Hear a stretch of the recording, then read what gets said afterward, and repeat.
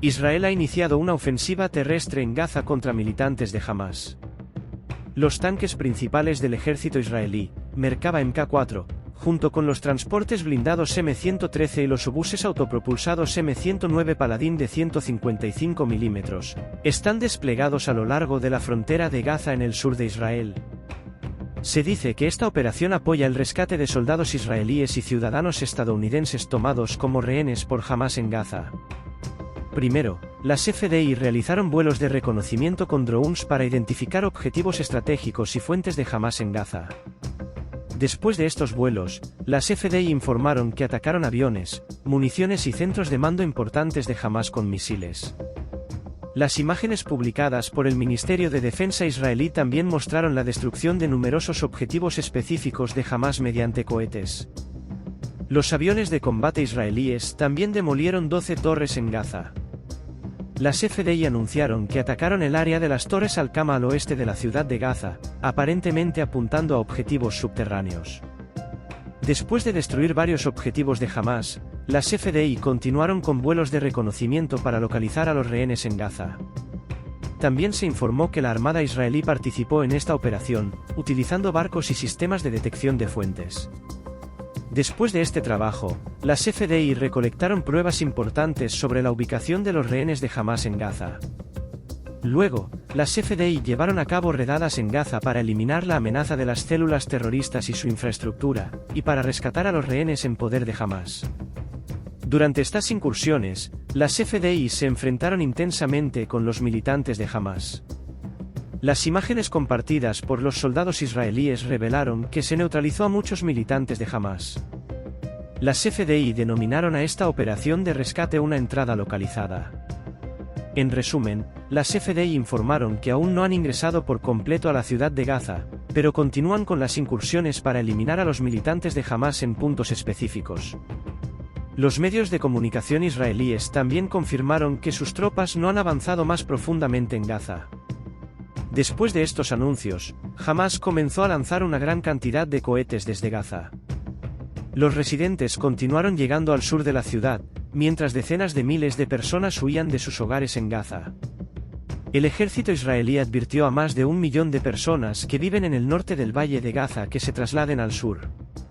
La Oficina de Coordinación de Asuntos Humanitarios de las Naciones Unidas informó hoy que más de 400,000 habitantes de Gaza fueron desplazados antes de la advertencia.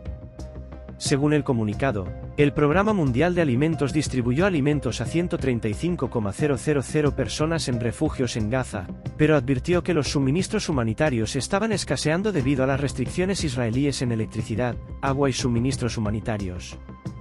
Se espera que las restricciones en Gaza continúen hasta el martes, además de las restricciones existentes. La administración de Tel Aviv siguió trabajando en los 360,000 soldados de reserva. Hoy, un gran número de israelíes se unieron al ejército. Por otro lado, Israel ha distribuido un total de 4,200 rifles, pistolas y otros equipos militares para armar a sus ciudadanos individualmente. Para estar armados, los israelíes deben cumplir con requisitos sin antecedentes penales. En respuesta, Hamás continúa utilizando estructuras de túneles en Gaza y advierte a los residentes que no se vayan. Según las FDI, el grupo militante planea usar a los habitantes de Gaza como escudos humanos. A pesar de todo esto, las fuerzas israelíes siguen llevando a cabo ataques contra Hamás tanto en la franja de Gaza como en el norte del país. Además de la amenaza de los ataques de Hamás, Israel también enfrenta la amenaza de Hezbolá en el Líbano. Más recientemente, el ejército israelí anunció hoy que había atacado un objetivo en el sur del Líbano en respuesta a la infiltración de objetos aéreos no identificados en Israel y el disparo de uno de sus drones. Según las FDI, varios objetivos del grupo Hezbolá en Hezbolá fueron destruidos como resultado de estos ataques. También se produjeron 2 explosiones en el sur del Líbano hoy. Los militantes de Hamás y Hezbolá todavía intentan cruzar al norte de Israel desde estas áreas utilizando paramotores. Debido a estas situaciones críticas en todo Israel, el Departamento de Estado de Estados Unidos, el Sistema de Gestión de Crisis de Asuntos Consulares ha informado que el cruce de Rafah podría estar abierto para realizar evacuaciones. Este cruce fronterizo fue cerrado debido a los bombardeos israelíes, pero ahora hay anuncios de que se puede utilizar para el punto de cruce. El paso fronterizo de Rafah es especialmente importante para la evacuación de los residentes de Gaza. Sin embargo, Egipto no ha tomado ninguna medida al respecto. Hace unos días, el gobierno de Sisi se negó a permitir que los habitantes de Gaza cruzaran la frontera. La situación no ha cambiado. Tal vez, si los ataques de Hamás se intensifican y Israel amplía sus operaciones terrestres, Egipto podría intervenir para evitar víctimas civiles. Pero la pregunta ahora es, ¿qué sucede después? Es cierto que cientos, si no miles, de habitantes de Gaza, muchos israelíes y muchos rehenes morirán. Si bien las fuerzas de defensa de Israel hacen más para prevenir víctimas civiles que cualquier otro ejército en el mundo, en un lugar densamente poblado como Gaza, contra un enemigo que utiliza a los civiles como escudos humanos, las muertes civiles son inevitables. Al negarse a cumplir las leyes de la guerra, Hamás también está perdiendo sus derechos bajo los convenios de Ginebra. Mientras tanto, Israel probablemente intentará matar o capturar a los líderes y comandantes de Hamás. ¿Pero qué sucede con los niveles inferiores del grupo? Muchos de los militantes de rango inferior están renunciando a Hamás, diciendo que no tienen otra opción más que unirse al grupo. Esto tiene paralelismos con el debate sobre la desmovilización en Irak.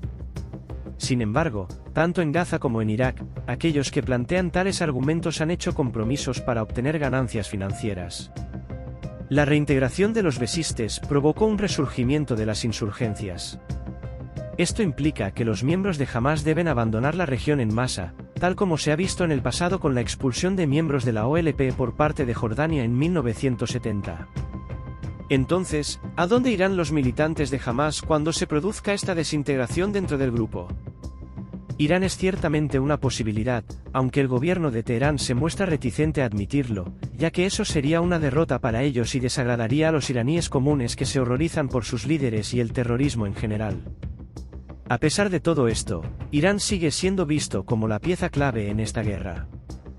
Hamás no cuenta con los recursos para derrotar a Israel por sí solo, pero un levantamiento en Jordania combinado con ataques sostenidos de Hezbollah y los militantes respaldados por Irán en Siria podrían obligar a Israel a enfrentar su primera guerra de dos frentes desde 1973.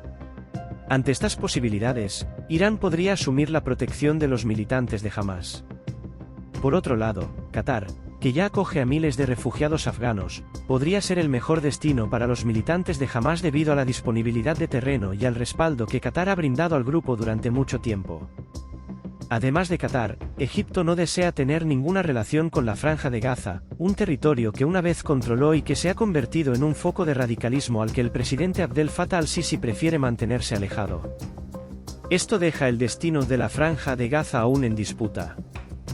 Teóricamente, Israel podría tomar el control de la ciudad, ya que, según los acuerdos de Oslo de 1993, el regreso de los palestinos a la franja estaba condicionado a su renuncia al terrorismo. Sin embargo, Israel no desea gobernar a más de 1 millón de palestinos que son sus enemigos. Se sabe que algunos países y organizaciones han tomado medidas en contra de los habitantes de Gaza, quienes sufren los efectos de la guerra según Israel. Por supuesto, la participación de la ONU no debería tener ningún papel en esto, ya que implicaría que el dinero destinado a Gaza se canalice a través de organizaciones benéficas iraníes, esencialmente premiando a Hamás.